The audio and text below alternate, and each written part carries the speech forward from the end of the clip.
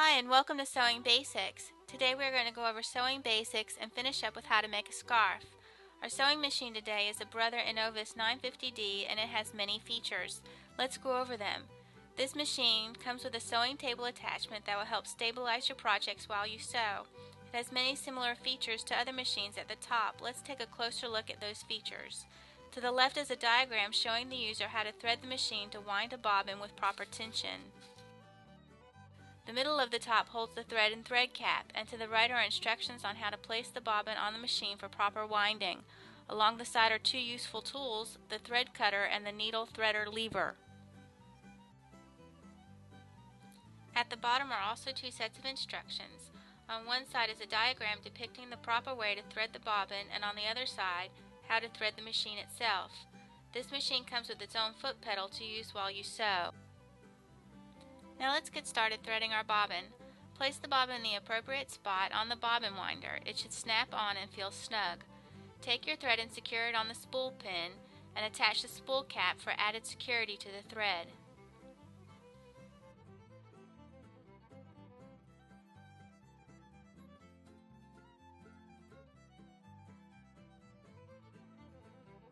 Next, following the diagram, maneuver your thread over the top of the machine over to your bobbin and wind several times around the bobbin to begin the winding process. Snap the bobbin to the right. You have two choices in winding your bobbin. First, we will use the pedal to wind the bobbin by holding down the foot pedal to begin the winding process. You want to wind the bobbin long enough to touch the metal to the right of the bobbin, as seen in the inset video. The second option for winding the bobbin is to unplug the foot pedal and push the start-stop button. When the bobbin is full, push the start-stop button again and remember to plug in your foot pedal.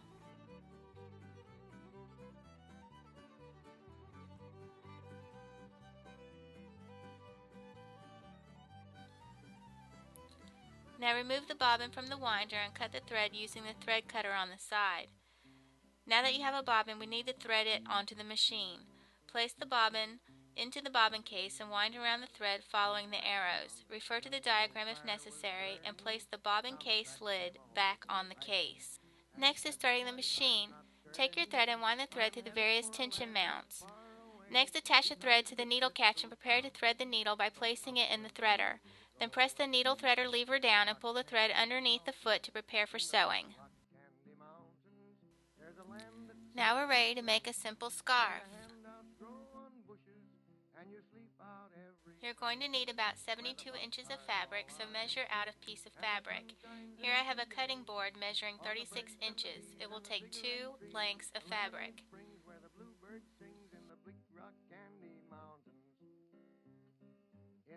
Using a rotary cutter, cut the fabric about 7 inches wide.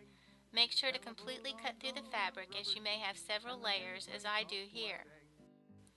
I always like to press the fabric after cutting it to the size I need. Next, pin the fabric in half lengthwise, wrong sides together, all the way down from end to end.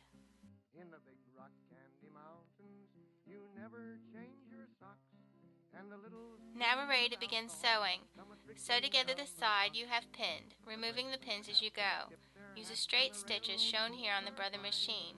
You want to back stitch at the top of the fabric and at the end. To complete the edge, you will need to pivot the fabric once you reach the end to complete the garment. Remember to back stitch at the end. The jails are made of tin, and you can walk right out again as soon as you are in. There ain't no short handle shovels, no axes. Lift the foot pedal lever, remove the scarf, and cut the thread on the thread cutter. Now, like a sock, turn the scarf outside in and finish sewing the last edge. Here you see the finished product.